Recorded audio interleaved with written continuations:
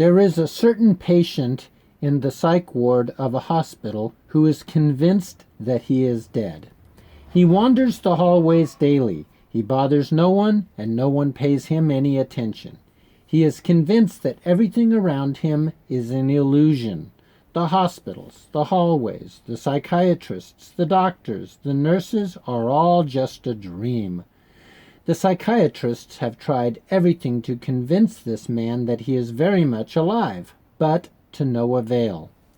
One day a new psychiatrist comes on the staff. He observes this patient that no one else seems to be paying any attention to. He asks his co-workers, "Who's that guy? What's his problem?" The other psychiatrists say, "He's been here for years. He thinks he's dead. We've tried everything to convince him otherwise, but nothing works, so we've given up. But he's harmless and just wanders the hallways bothering nobody." The new psychiatrist was very intrigued by this. He asks his co-workers if he can give it a try. They tell him, "Knock yourself out. Go ahead." So the new psychiatrist gathered all his college textbooks to study up on this strange psychological phenomenon. Finally, he devised a plan.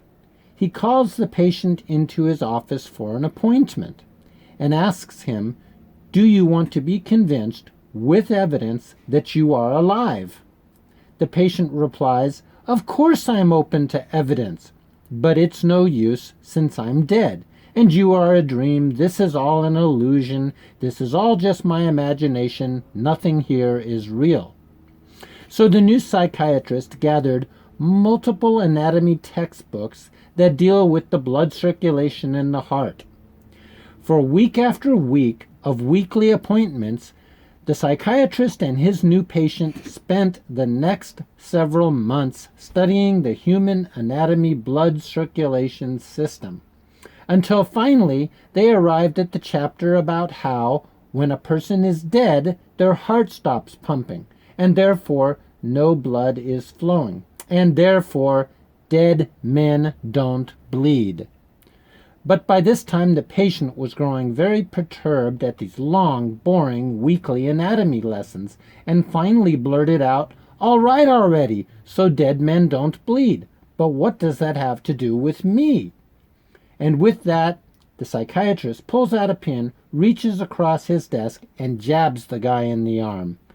The shocked patient looked down at the pin-poke prick and sees a drop of blood rising to the surface, and in shock and awe says, "Wow, I guess dead men do bleed."